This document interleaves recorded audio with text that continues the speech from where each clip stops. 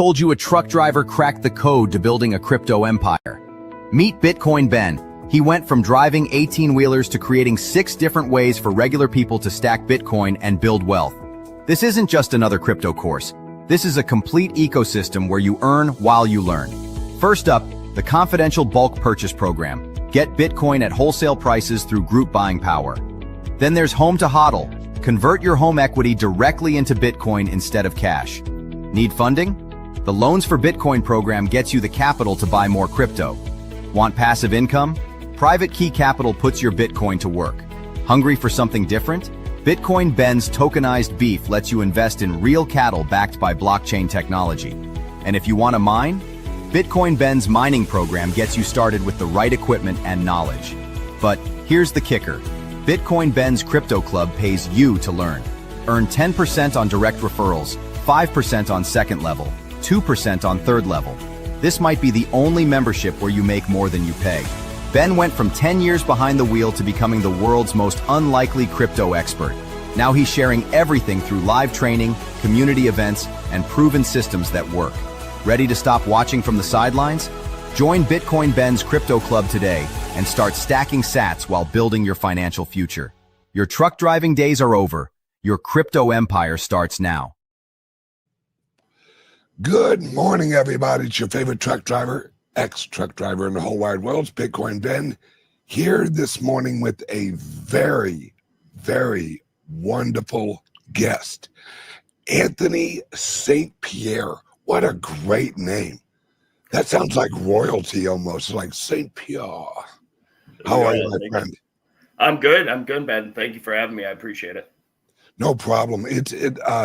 The reason I wanted to have you on is we align very well on a lot of what we see issues here in America and really around the world.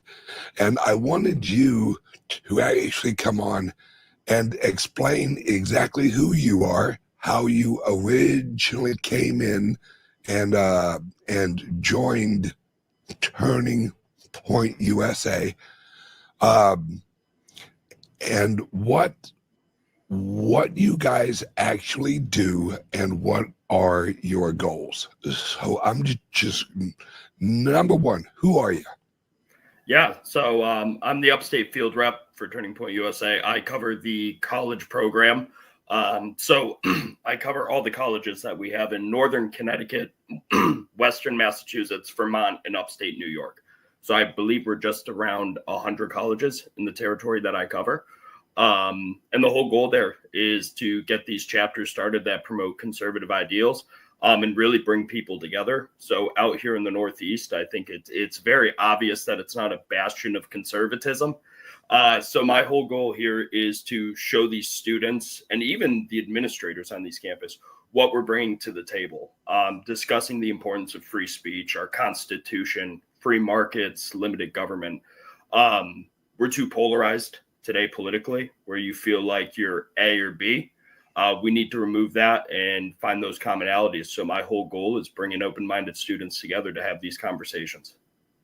I love that. And I really agree with your view of, hey, we're all human. We all have wants and we all have what we really value. And I think a lot of the youth on the left share our views. It's just they have actually been taught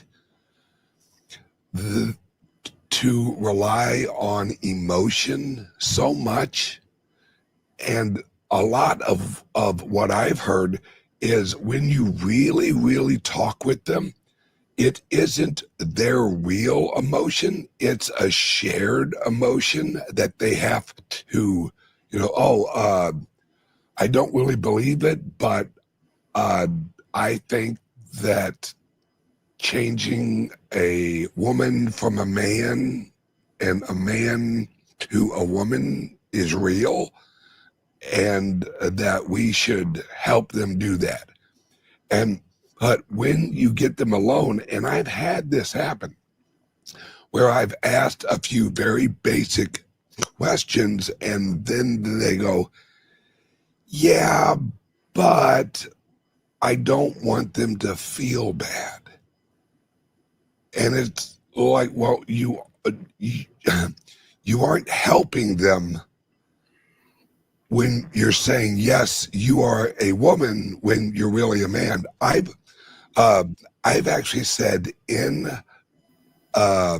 on the show, when I was younger, I would walk around. I had a cape. I thought I was Superman. I'd hop from my couch over to the chair, but my mom never said, why don't you climb up to the roof and jump off, because you really are Superman and you'll fly. It's what when you're at a college, how do you approach them, or do you let them approach you? So in regard to the students or the administrators? Yeah, well, everything. All right, that works. I cover everything.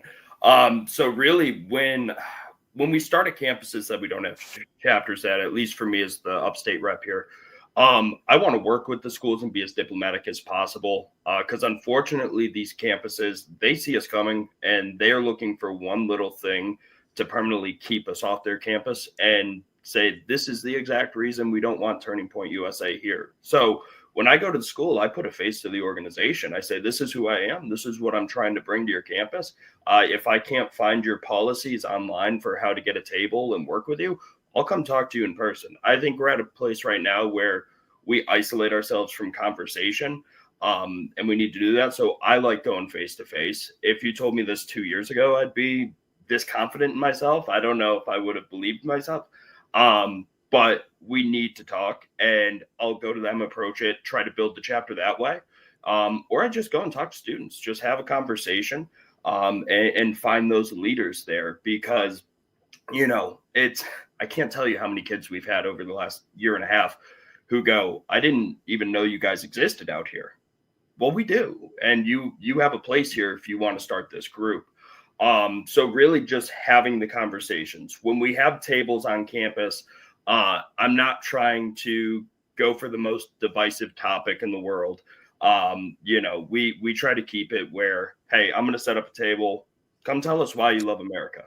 And then we can go from there. Or do you believe free speech is important? Because these are topics, again, like I was saying, where instead of feeling like you're A or B, you could vote Democrat, but still come over to our table and be like, oh, wait, actually, I agree with you on these things. A great example is Worcester State University in Massachusetts.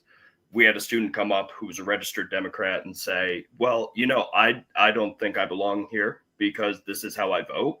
And to me, I stopped him. I said, well, why do you feel that you can't be a part of this? And he's like, well, the way I vote. I said, all right, well, do you support free speech? Yes. Limited government? Yes. Which nowadays, when someone on that side says limited government, they agree with, it makes me laugh, but that's a personal thing. Yeah.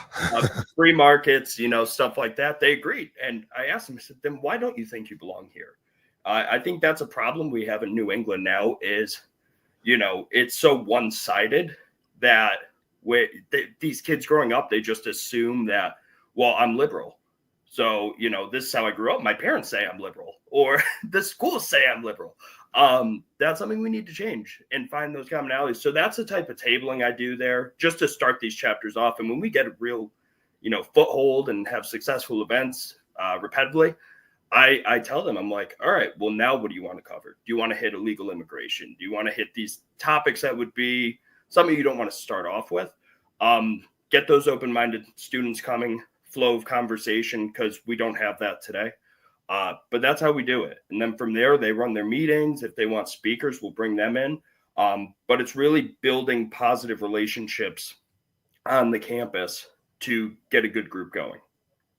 Yeah, I think it's extremely important that you guys are there, and once they see you there a few times and they're like, oh, okay, well, let me go see what they're saying, or let me read a flyer they hand out, or because I think, unfortunately, and we have, I'm going to try and do this and not cry.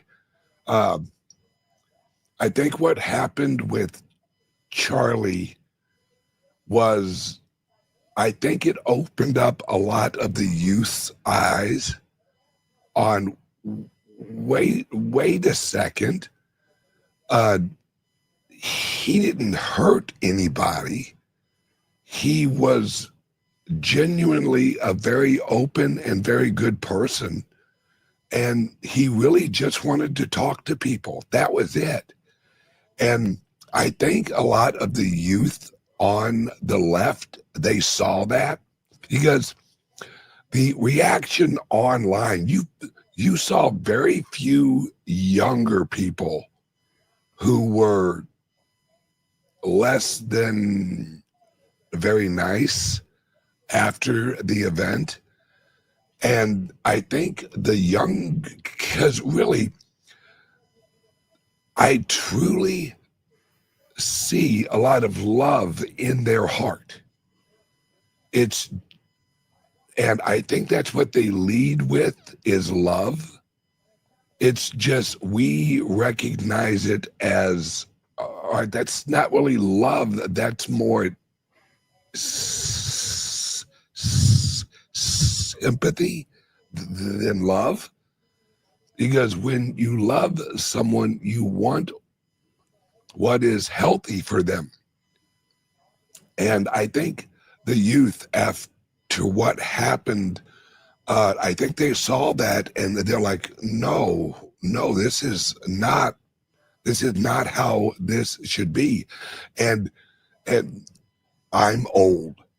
I'm old. So when I was young, I remember Martin Luther King and what had happened with him. That was a shift. That was like people going, whoa, wait a second. This was not a bad guy. This was a good guy. Why? And I think, unfortunately, we had to lose Charlie to really open up a lot of people's eyes on the real agenda. And I honestly think God put him here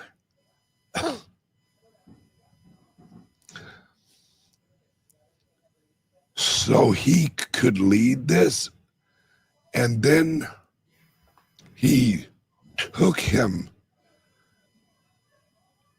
to really shift the whole world, because it did. It shifted the whole world.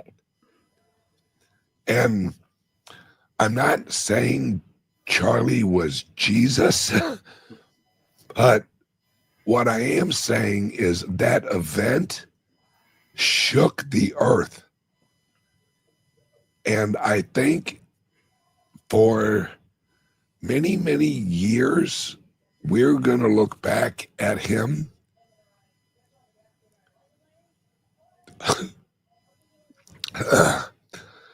and we're really going to say this was the absolute turning point of humanity. So sorry, I get yeah. No, you're completely fine. Like it's an emotional topic. Like this is something where we need to end this idolization that political violence is okay. We're starting to turn into the Wild West here, where if you say something that someone doesn't agree with, they feel that they can kill you. It's wrong.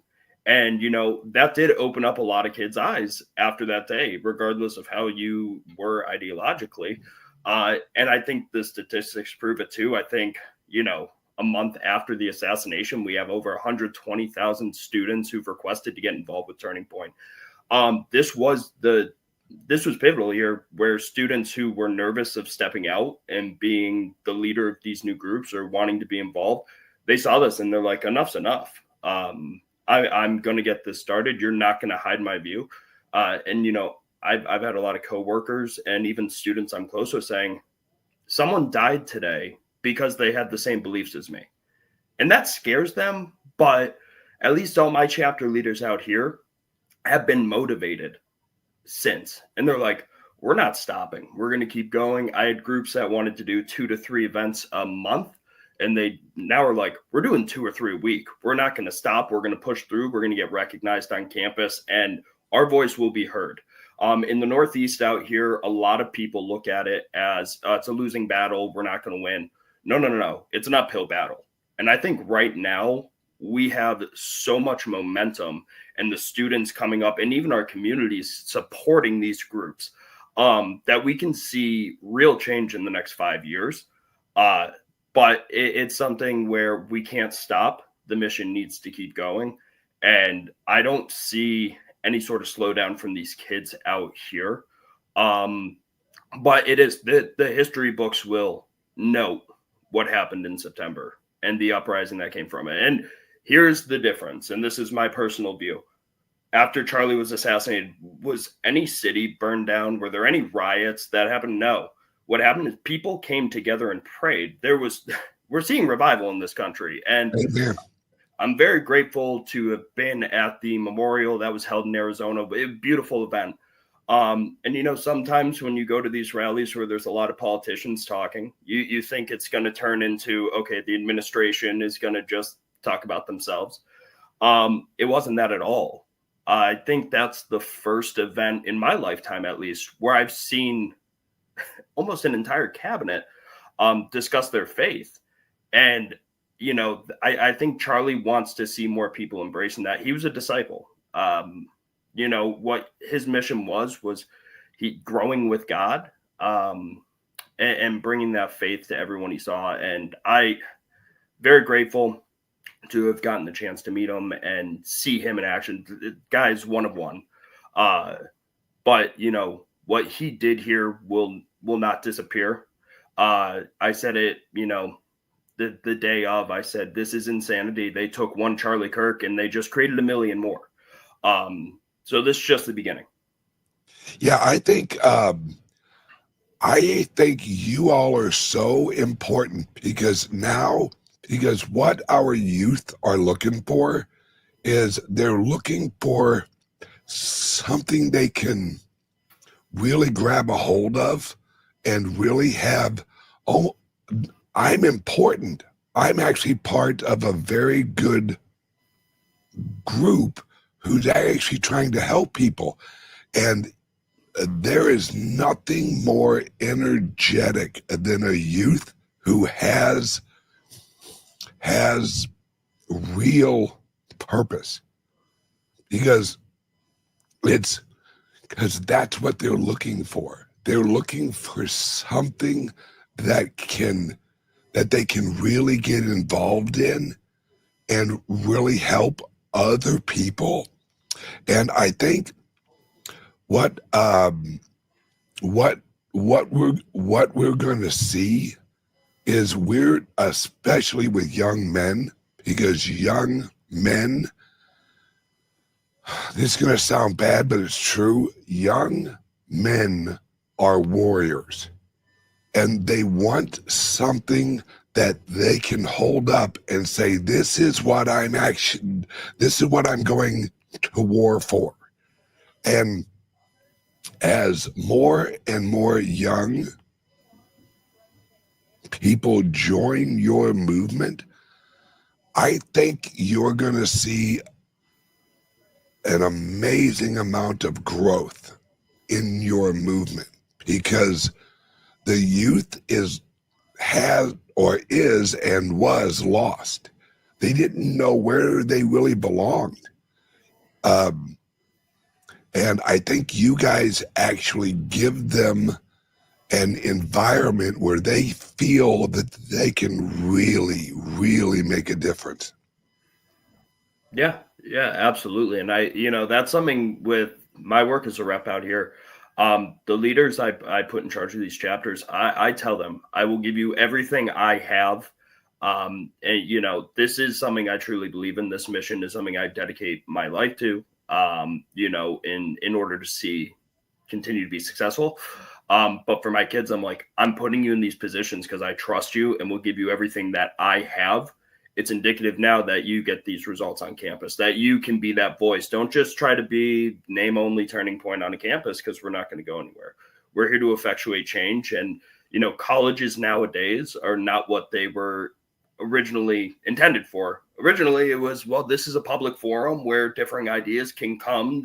You meet in the Coliseum and have the conversation. We don't have that today, where it's all one-sided, and you know, these new groups who are starting are getting death threats. How is that okay on a college campus? That's something where we should be discussing that openly and finding that common ground, but we're not. And these leaders are the ones who are stepping up right now. So I want to see just the continued growth, that then it's not just 1 year and they're gone, but we build longevity with those groups for long-term success. Absolutely. I think you all are so important because it's reached a point where our universities are no longer a social plus. They're actually a negative on the society as a whole, because when once again, when I was young, I only went to college for a month, because I went there and as they explained it, what you're going to be doing, none of it made any sense. I'm like, well, hang on a second. Why do I have to have this class that has nothing to do with what?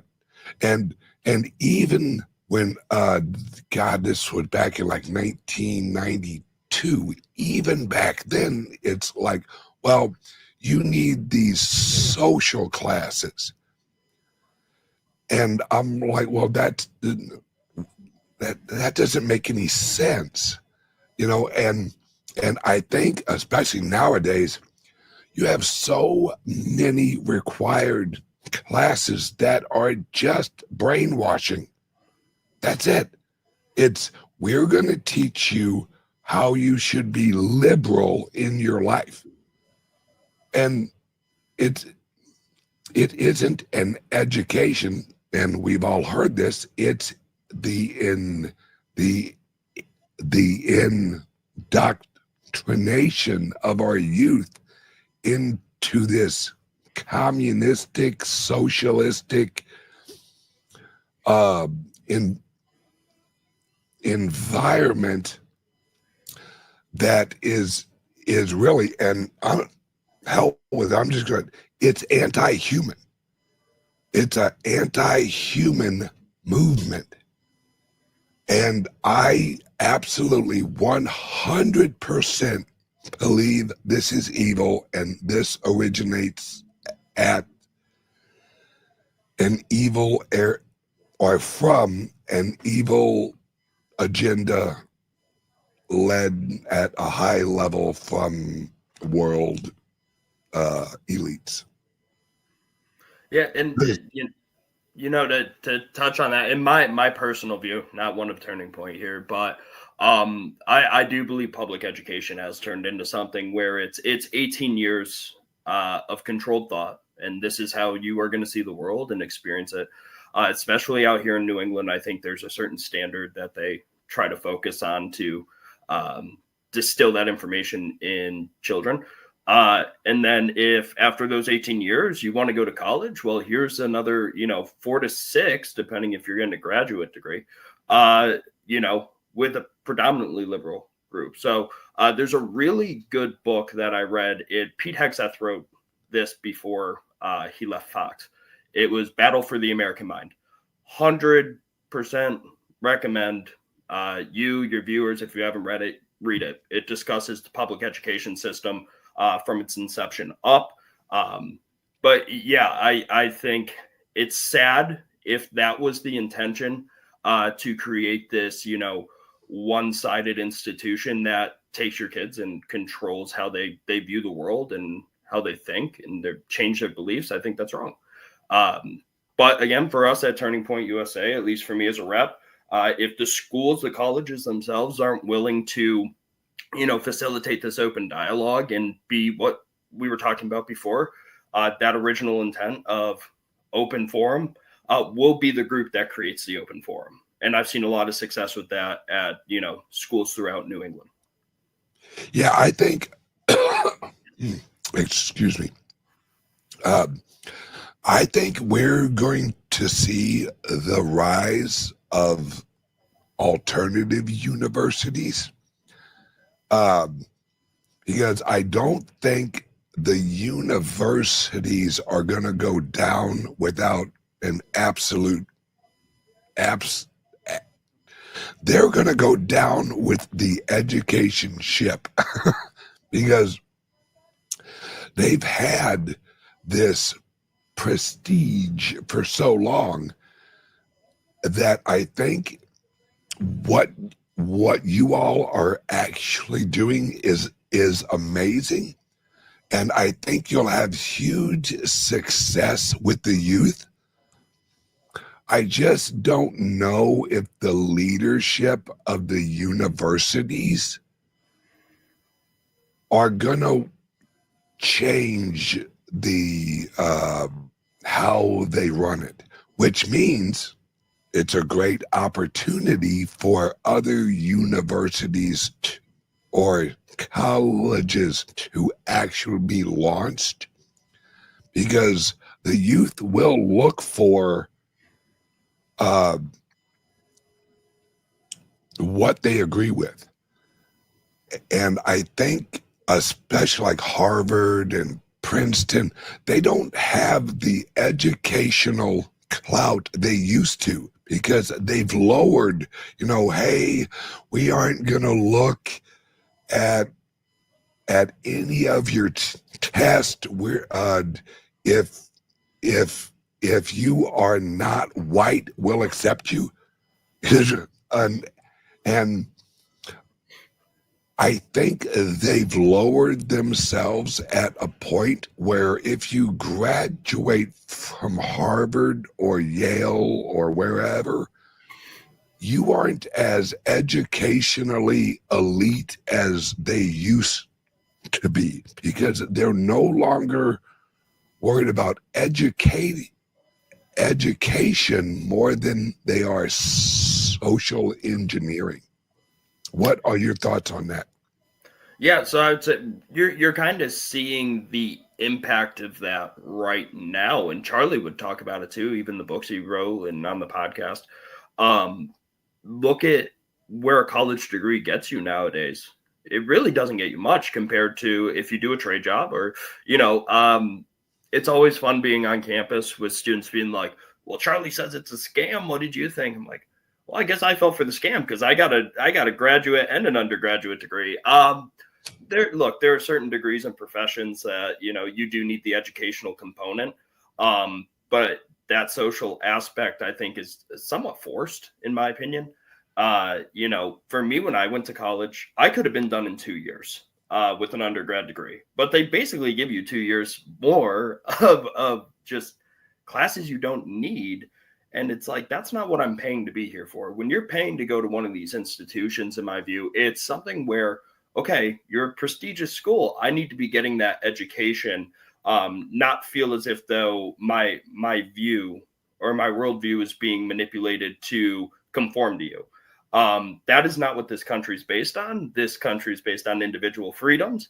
And we don't need to agree on everything. But if these institutions want to create that sort of one-minded or one-sided mindset, well, that's an issue. And I don't think that's celebrating democracy. I think that's eroding it. But again, that's my personal view on it. And that's our chapters are looking to show that it's okay to have conservative values, especially in the Northeast. Yeah, and it what amazes me is New England used to actually be such, because let's be honest, who originally was there? It was the Puritans. You know, I mean, it's like, how the hell do you get from the Puritans to where you're at now? Because because I love history. I'm a huge. I watch the most unentertaining educational documentaries of any person you've ever met. It because we went from such a place of honor and work hard and help your town, help your community, help your county. We've shifted from of raising our children to serve other people to it's all about me society. And that's completely toxic. You know, if you live your life only worried about yourself, you're going to have a very shallow and very lonely life. And all right, I'll rant for hours. Next question is where do you see you guys and America in 4 or 5 years? Do you see it actually getting better, or do you think we got a few years of hold on, folks, it's going to get wild? All right. Well, that is a big question. Well, for Turning Point USA, I think we're only going up from here. You're going to see the impact. You're already seeing it. Even these tours now that Charlie had on schedule, that these other contributors are stepping up. They're overfilling these auditoriums, these theaters, for these speakers. Yeah, it's amazing. We want to see those out here because we would fill venues in New England like big. But it's not stopping. These kids are more motivated than ever. They want to keep going. So I think in the next 4 to 5 years, Turning Point is going to just keep excelling.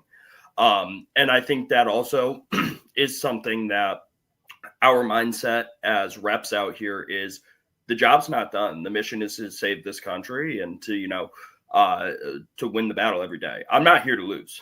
I'm here to win. And I love that attitude. Yeah, that's the mindset my kids are going to have, especially out here. Again, you can't have that losing mindset because then nothing's going to get done. I think more people need to, tie up the bootstraps and get to work. You make a great point here, how people just feel like, selfish. That there's no, it's such false entitlement. And I hate that we're at that point in this country, because how are you going to get those next leaders? Well, with Turning Point USA, we're showing that meritocracy matters and you need to work for everything you got. And, I think organizationally, we're going to keep growing. The goal is to have chapters at every college campus. We have a high school counterpart. They're crushing it right now. But yeah, we're Turning Point USA. If it isn't already a household name, will be. Oh, it is. Yeah. It absolutely is. I think you guys have really, exactly like you said, you guys are going to grow, because I think wherever you're at, and this is going to sound weird, but wherever you're at, you guys hand out red, white, and blue pills. It's, hey, we're all Americans. What can we help to improve America? Because we have a lot of the exact shared views of a lot of, shall we call them, left, people. We have shared views. I think they just don't realize that you can't have a great country if you don't have really good people. Yeah. And I think good originates at God. So I think that we need to show people teachings of Jesus and just I've always said this, don't judge Christianity on me. All right. Judge it on Jesus, because all of us are flawed. And I think once we show them the actual teachings of Christ and say, look at the things written in red. That's what we have, an outline for a good life. We just need to try and apply it. And that's the hard part. Right.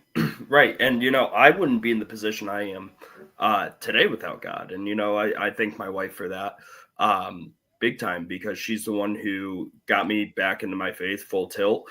The only reason I have this job is through faith and, God leading me here. But I think if you ever meet someone who says, I'm the perfect person, I'm going to question that. Look, we're all sinners. We got to be better each and every day, but that's where we have that guidance to, if you need to fall back, you fall back into the hands of God, and you learn and grow from that. So I love how you said it. Don't judge me on being the perfect Christian. Like, Jesus did it.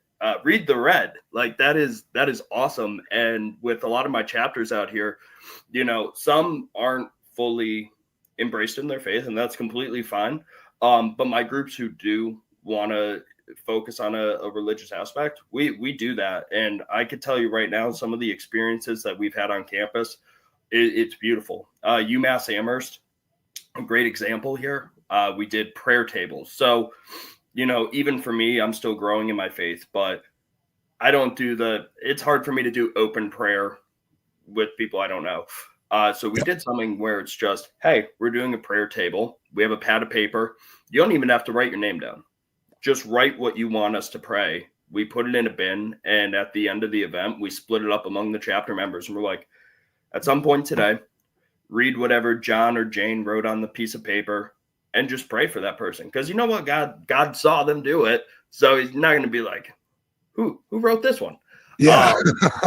But the amount of students at a school where I think you're seeing somewhat of a revival, but it's a very tough area for that. The amount of people who came up with relief to see that we were doing something like that. And, there was a study at the beginning of the year. I think Massachusetts, Rhode Island, and New York were three of the worst states when it came to, faith. Like, we're losing faith out here. And I think that's why we're seeing kind of the morale the way it is. So, if we can help facilitate that growth and revival, it's promising. So I'm glad you brought up the faith aspect. No problem. All right. We have a question here, and I think it's a very good actual question. Do you have security? Do you feel safe on campus? So me personally, I do not. I would flex on the camera, but the screen's not big enough. I got to say, these two weapons right here. No, we're always working. So, with me personally, I don't have any security, which is fine. I put on the full armor of God every day. I pray. I know that if I'm going to a campus, if I feel good going on campus, then we're going to be okay. If I ever have doubts, then we approach it differently. Safety wise on campus, I will say before the assassination, there was an experience or two where students are starting out here get a little more aggressive with what they're saying to us, which I was surprised. But otherwise, like, when I'm on a campus, if you want to come have a conversation, come talk to us, but it has to be civil. And you made a really good point earlier. This emotion-based reasoning. Well, I don't call it, when I'm debating someone, I don't call it an argument. I don't argue points, because that, kind of shows emotion. You're kind of putting it in place. With me, if you're getting emotional on a topic we have, you're seeing red. We're not going to find common ground. So I try to ease it off there. Safety wise, though, I will always ensure that my kids are safe when they are at the table with me. I won't let anything happen to them. I'll be their security. Okay. I don't need the security. I'll be there. But that's something really, safety is a big thing right now. We work with the schools. The schools have been pretty accommodating with providing some campus officers, resource officers around us when we're out. But, overall, we're going to keep going. We're not going to stop. Unfortunately, the people who did this, want to see Turning Point cease to exist, and that's not going to happen. So we're going to keep going. I love that. All right. We are going to wrap this up, but you and I have an event in a few weeks at our club up in Massachusetts. I'll be there. You'll be there. I hope everyone watching will actually show up, because we really need to unite and lead with love. It's very important that we, and God, I hate to say this, but we take the opportunity that we have been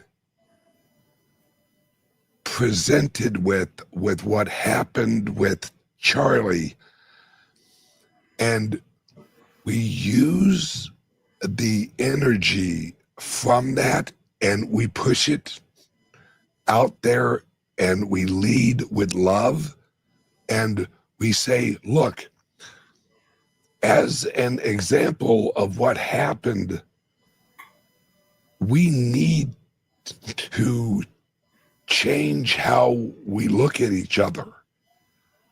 Someone on the left, an average kid at college, is not our enemy. They're our friend. We just haven't met yet.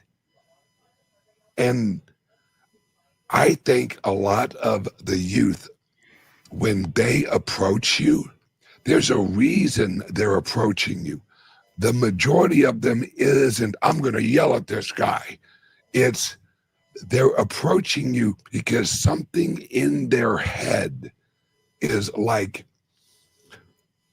let me just see what they say. Let me see what they're explaining.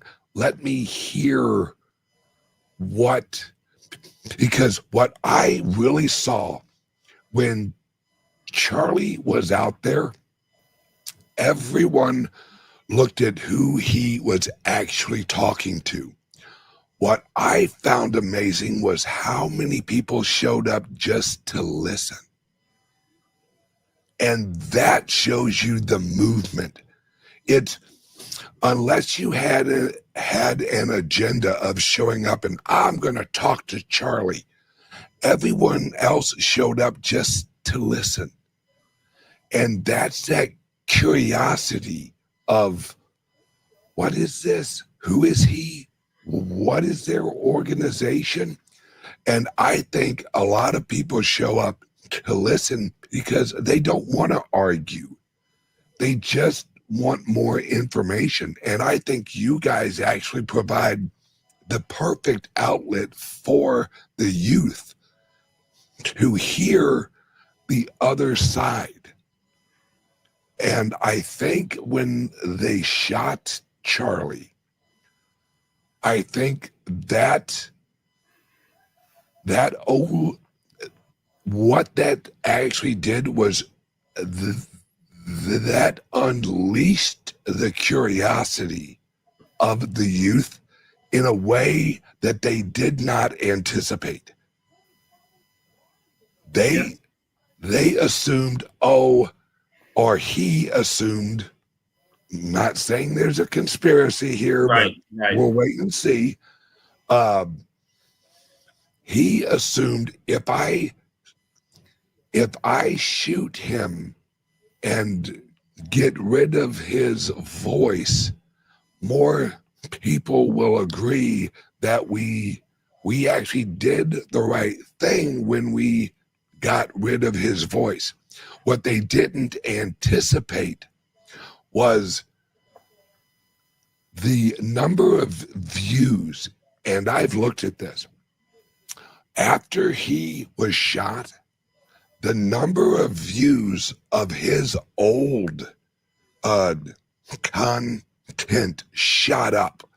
It was amazing because everyone's like, wait, if you hadn't heard of him and then all of a sudden he's shot, you're like, well, what was this guy saying? Holy cow, this guy must have been Hitler. Then they went back and they're like, he was a very good guy. He didn't hate anybody.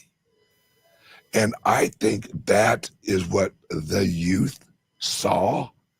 And now there's a reaction against the left from the youth who are like, no, if this is what you guys really believe in, we do not want anything to do with you, because everyone values freedom. It's just some people only value their own freedom. Yeah. And Charlie was not that. He was, let's have a conversation. You have your views. I have my views. Let's talk it out. And that is so important. And so, like I said, because I'm horrible about just like going on and going on. I cannot wait to shake your hand, because I think when I shake your hand, I will be shaking the hand of someone who changed America.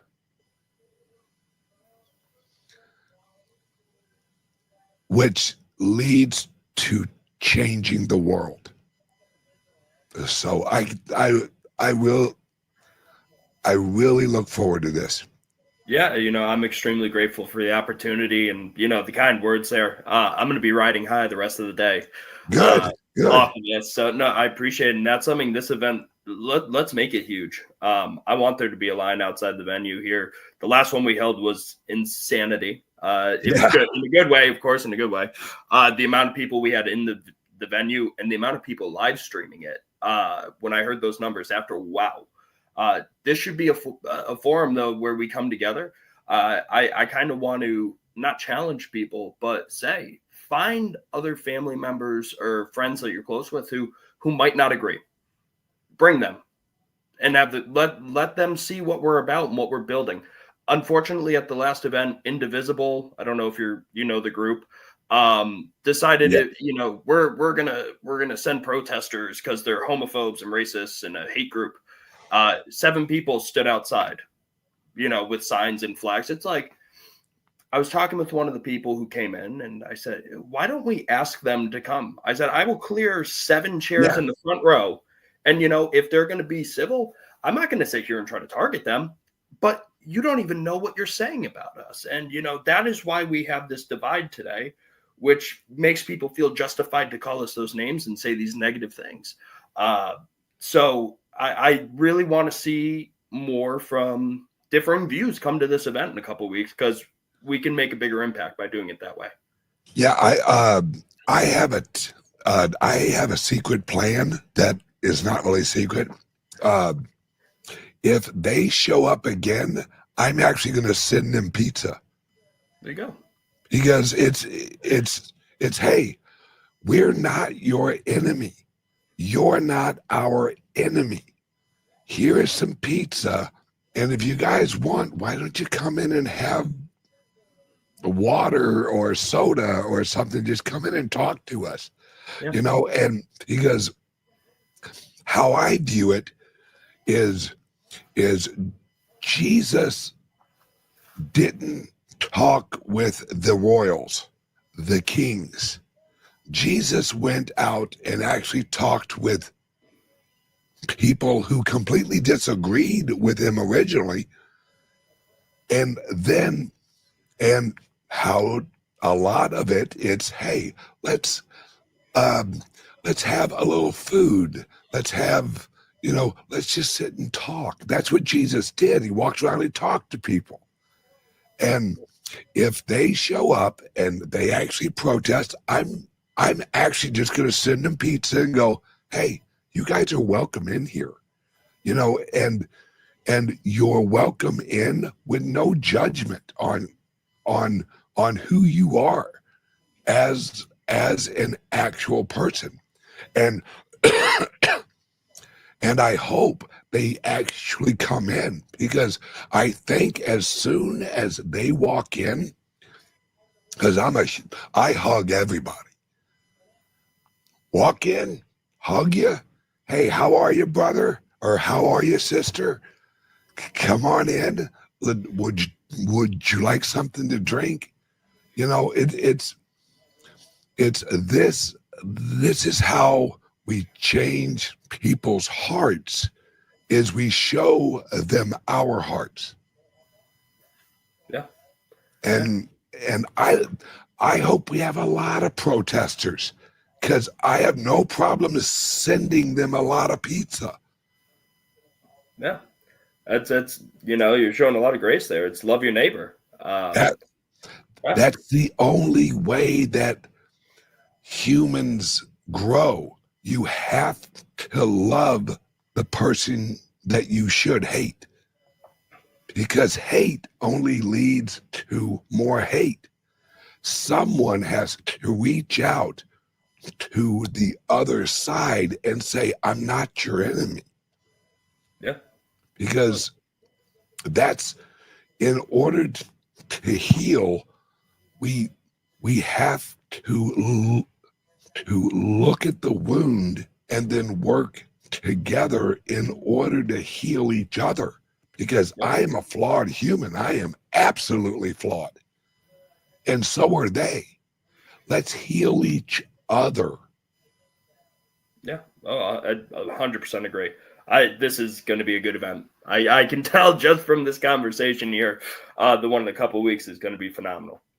Yes, I hope everyone watching this plans a trip, because it's you're gonna want to be there, because watching it online is neat, but living it, actually shaking my hand, shaking your hand, hearing everyone hug and talk and testify is really what changes everything. And I'm so looking forward to it. Yeah, it's going to be amazing. I'm ready. All right, Anthony, you have a very busy day. I know I have a very busy day. You have a wonderful day, and I will see you in a few weeks, my friend. Awesome. Thank you so much. I appreciate it. No problem, buddy. Have a great day. You too. Bye. All right, bye-bye. What if I told you a truck driver cracked the code to building a crypto empire? Meet Bitcoin Ben. He went from driving 18-wheelers to creating 6 different ways for regular people to stack Bitcoin and build wealth. This isn't just another crypto course. This is a complete ecosystem where you earn while you learn. First up, the confidential bulk purchase program. Get Bitcoin at wholesale prices through group buying power. Then there's Home to HODL. Convert your home equity directly into Bitcoin instead of cash. Need funding? The Loans for Bitcoin program gets you the capital to buy more crypto. Want passive income? Private Key Capital puts your Bitcoin to work. Hungry for something different? Bitcoin Ben's tokenized beef lets you invest in real cattle backed by blockchain technology. And if you want to mine? Bitcoin Ben's mining program gets you started with the right equipment and knowledge. But here's the kicker. Bitcoin Ben's Crypto Club pays you to learn. Earn 10% on direct referrals, 5% on second level, 2% on third level. This might be the only membership where you make more than you pay. Ben went from 10 years behind the wheel to becoming the world's most unlikely crypto expert. Now he's sharing everything through live training, community events, and proven systems that work. Ready to stop watching from the sidelines? Join Bitcoin Ben's Crypto Club today and start stacking sats while building your financial future. Your truck driving days are over. Your crypto empire starts now.